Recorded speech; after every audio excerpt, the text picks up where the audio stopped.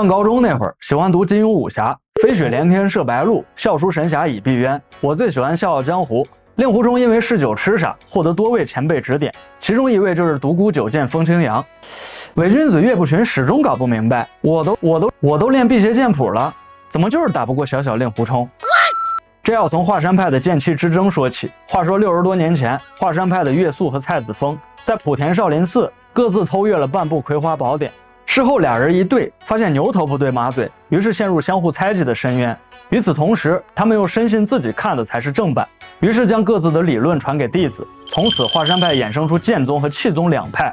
剑气之争中，岳肃一派胜出，后来的岳不群就成了气宗代表。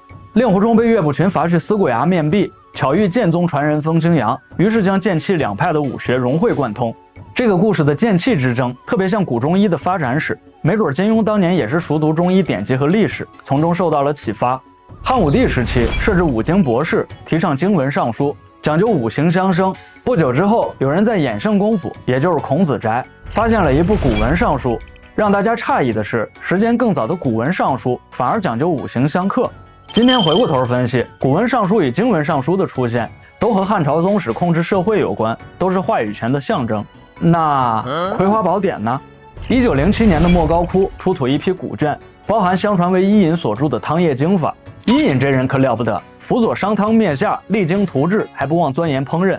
常说的治大国如烹小鲜，正是出自他口。民间也有把他奉为厨圣的说法，其实他在做奴隶的时候确实是个厨子。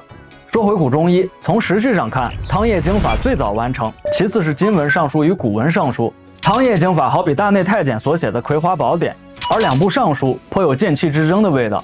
再后来，采用《汤液经法》的成为神仙家，采用经文尚书的成为针灸家，经文汤液杂糅的成了经方家。因人信占卜和巫术，证明古代中医出自上古萨满教，巫医不分这一点倒是符合人类医学发展的脉络。只是往后的中医发展史，特别像武侠小说，总有一个更古早的版本被公认为传世绝学，能治天下百病。医学的尽头是考古，这个思维模式本身并不符合医疗发展的常识。如果到今天还有人说我要做出个违背祖宗的决定，贡献一个祖传秘方，那他可真是岳不群讲笑话，纯属无稽之谈。我这代人伴随着城市化进程长大，互联网、手机和麦当劳接连来到身边，每天一睁眼都有新东西，激发着人的好奇心。最开始我是留守儿童，后来父母做生意，我变成了城乡结合部少年。又过了几年，我家都没动地方，却成了正经的城里人。现在回过头看，并不是人在主观上有多上进，主要还是顺应了历史进程。我对城市化最深的印象是北方的单元楼，一到冬天就集中供暖，暖气一开，屋里燥热不堪，热极了甚至要吃根冰棍儿。习以为常之后，也没那么惧怕冬天了。直到最近这几年，暖气忽然没以前热了，别说吃冰棍儿，在屋里还得穿外套。2、3个月前，供暖季又来，业主群再次炸锅，纷纷投诉温度不达标，家里最低只有14度。物业管家刚开始还会回复说找工程师清理管道，随着投诉人数增多，物业再也不说话了。接下来的1个月，暖气还是不热，业主群可热闹极了，大家每天发温度计照片，都是14、15度。期间还找了报社和媒体曝光供热情况，可是仍然没结果。直到有一天，几个业主说出了肺腑之言，说妈的都1个月了，暖气怎么还不热？你们物业知不知道，如果暖气不热，咱们小区的房价可是要掉的。我心说房价掉不掉是暖气热不热的事儿吗？本想回复几句，想想还是忍住了。等激动情绪过去，我忽然有点伤感，大家似乎已经感觉到了寒意，只是嘴上不愿意承认罢了。其实就在供暖前的1个月，我刚刚卖掉那套公寓，3月份挂牌，10月份过户，总共折了30多万。相比其他业主的略感风寒，我是真的触摸了彻骨的冬天。什么是冬天？冬天就是挂牌的时候打喷嚏，等到成交已经流鼻涕了。所以房价掉没掉，掉了多少，只有那些卖房的人知道。中医有没有用，有什么用，也只有那些吃中药的人知道。中国临床肝胆病杂志有一篇论文，陕西省2009年到2019年药物性肝损伤患者的临床特征分析。文章中提到，根据1376例患者的临床资料分析，引起肝损伤的药物中，位居前3位的依次是中药41.13%，抗结核药11.70%，解热镇痛药7.27%。除了肝胆病之外，还有个重灾区是尿毒症。小伙喝中药半年喝出尿毒症这种报道一搜一大把。听到这儿，你会发现整件事非常滑稽。中医不仅没治病，反而吃出了中医病，完事还得用西医治疗中医病。好，让我们回到最初的问题，到底是谁不相信中医，又是谁抱怨别人不相信中医？还有暖气热不热，到底会不会影响房价？前段时间我做了一期节目，批评罗振宇的文明项目，结果一时激起千层浪，收获了1500多条谩骂。他们说我是50万、1450、美狗汉奸等等，虽然弄不懂啥意思，但我大为震撼。不过也有理性讨论的观众说我批评中华文明史是打击中国人的自信心，因为一个人和一个民族的崛起需要这种自信心。我后来想了想，觉得这位观众说的对，我们确实需要自信心。理由很简单，就像慈禧老佛爷当年修园子过生日一样，得用我老人家的牌面震慑洋人。至于李鸿章的北洋水师嘛，让他自己想办法去。其实罗振宇在10年前也曾做过中医话题，开宗明义反对中医。怎么说，10年前的罗振宇还是挺有勇气的，也不知道他这10年到底经历了啥样的心路历程。说实话，他的前后反差让我对自己也丧失了信心。随波逐流嘛，比逆流而上简单多了。洋务运动那会儿，张之洞等一众洋务派提倡中学为体，西学为用，最好师夷长技以制夷。可往后的情况并不如意，甲午一战败北，老佛爷生日也没过消停，一口气向8国联军宣战，向英吉利国、法兰西国、美利坚国、德意志国、俄罗斯国、意大利国、奥地利国、日本国开战！至于什么中体西用，在这个时候谁爱用谁用，反正我老人家觉得根本没什么卵用。老佛爷用江山证明没用的东西，在今天仍然是一门学问。从中体西用发展出西医治标，中医治本，要是来个中西医结合，直接制成标本。虽然他们骂我是美狗汉奸50万，但我依然深爱那些骂我的人，希望他们明白一个最浅显的逻辑：医学不分中西，医学只分古今，而现代医学终究会淘汰古代医学。一个人和民族最紧要的也不是自信，而是健康。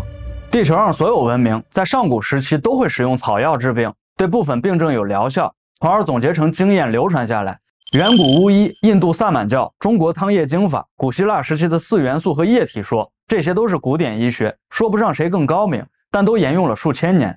古典医学也许拯救过许多人，但也杀死过许多人。比如源自液体说的放血疗法，就直接造成乔治·华盛顿失血而亡。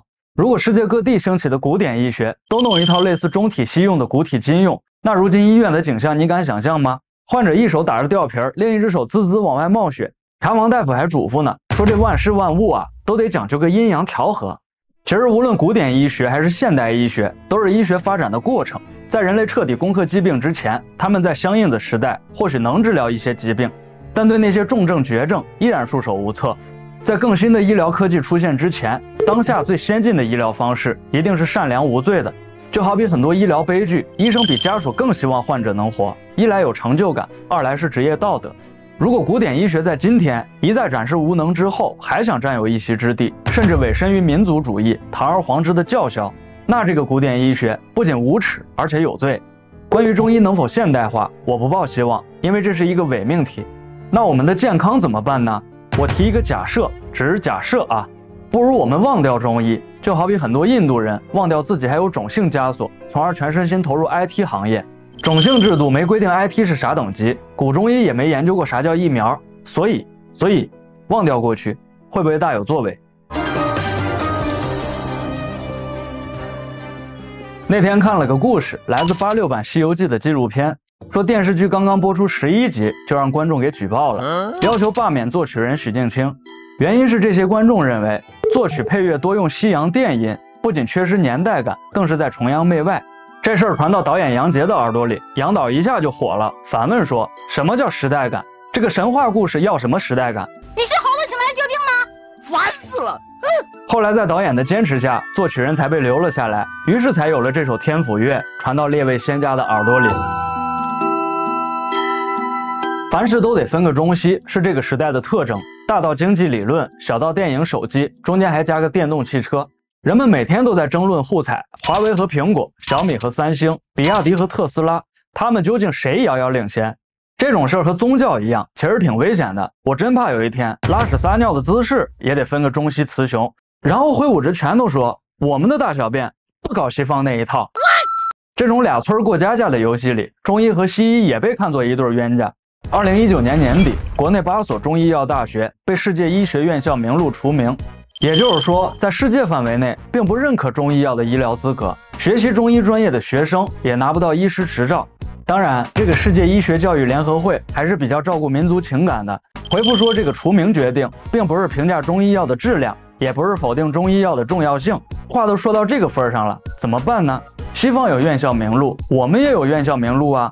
2022年第2批双一流高校名单，一口气入选6所中医药大学，而主攻临床医学的院校只入选了12所。可能有人问，中医院校才占一半，也不多嘛？其实不然。全国设有中医药专业的高校一共65所，设有临床医学专业的高校则高达203所。按比例算，你还觉得中医院校入选少吗？显然不少，甚至很多。按计划到25年还会有新一轮的双一流评选，中医院校可能还会更多。而在广大村民的眼里，临床院校可就不能再多了，要是再多下去，跟汉奸对线可就费劲了。在过去这几年，对线越来越频繁，甚至到了每条视频都火并的状态。当观点冲突变成日常，当真相埋没于兵线，人们也就懒得思考了。比如看到牛奶的广告，不会去追问为什么新西兰奶源欧盟认证反而更适合中国宝宝。有时候我也会猜测，你说有没有一种可能，只是说可能啊，那些要跟我对线的人和当年喝三鹿的人，他们会不会是同一批人？最后一个问题，中医有没有先进性？是有的。今文尚书经学家所代表的《黄帝内经》学说，包括《素问》和《灵书》2部分，传承遗失都颇具传奇色彩。有人会误解成黄帝的医学理论，其实是黄帝和大臣讨论医学的记录。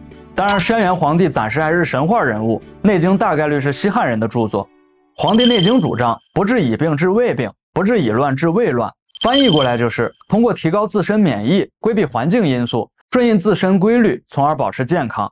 这种预防医学思路放在今天看依然很超前。现代医学提出退行性疾病概念，不过10多年时间，而且还没普及开来。所谓退行性疾病，是指人体组织和器官逐渐恶化病变，最终导致疾病。退行性疾病的原因包括但不限于人体老化、生活方式影响和基因遗传。比如心脑血管疾病阿尔兹海默症就是退行性疾病的典型。如果还不太好理解，我们拿心血管病举个例子。人的心脑血管因为抽烟、酗酒、高血压等因素会产生血栓，堵塞血管，但堵塞并不一蹴而就，而是按时间和比例增加的。60岁堵到20%，70岁可能堵到50%。虽然血管堵了一半，但是人没什么感觉，生活也一切照常。随着时间推移，忽然有一天堵了90%，直接脑梗或者心肌梗死了，生命就会受到威胁。民间也有说法，说心脏病毫无征兆就是退行性疾病的特点。回到中医的讨论，既然他强调预防医学非常具有前瞻性，为什么今天不接着用中医呢？其实原因非常简单，在临床上，中医还是经验之学，而非实证科学，中药也几乎无法通过双盲实验。比如天津药材公司就曾号召民间献方，结果搞了3天就停摆，不是什么密不外传，而是家家都有偏方。主办方3天接到献方10万件，要是一一验证下来，直接透支未来100年的资金和人力。何况多数偏方本就是胡诌。前面一直没提针灸，因为它在美国合法化，一定会被当作兑现好材料。美国科学家按照中医经络对针灸做了双盲实验，结果是仅有安慰剂效应。不过这并不是最终结论，科学家还在研究经络和筋膜的关系，希望将来能有新的发现。美国目前有大约3万名执照针灸师，帮助神经性损伤患者做康复治疗。我们叫做针灸师，其实在他们眼里，这东西就是中医。要是非说针灸有作用，可能跟盲人按摩差不多吧。我因为经常坐姿办公，也会定期做肩颈按摩。按摩师说这是被动运动，能够促进肩颈血液循环，从而缓解疼痛僵硬。如果我经常运动，保持规律作息，按不按也不打紧。换句话说，针灸和按摩的作用大致相当于八角桂皮，放了去腥提鲜，不放大多人也吃不出来。《黄帝内经》中有预防医学的指引，就像希波克拉底订立医师誓词，都是古典医学对人类的贡献。它们在文化伦理上的作用远比治疗方法影响深远。医学的最终目的是治疗疾病、缓解痛苦以及提高生活质量。在这个目的的引导下，任何有效的医疗方法都应该被接纳，而无效的方法，无论传统如何悠久，拥趸如何之众，都应该被淘汰。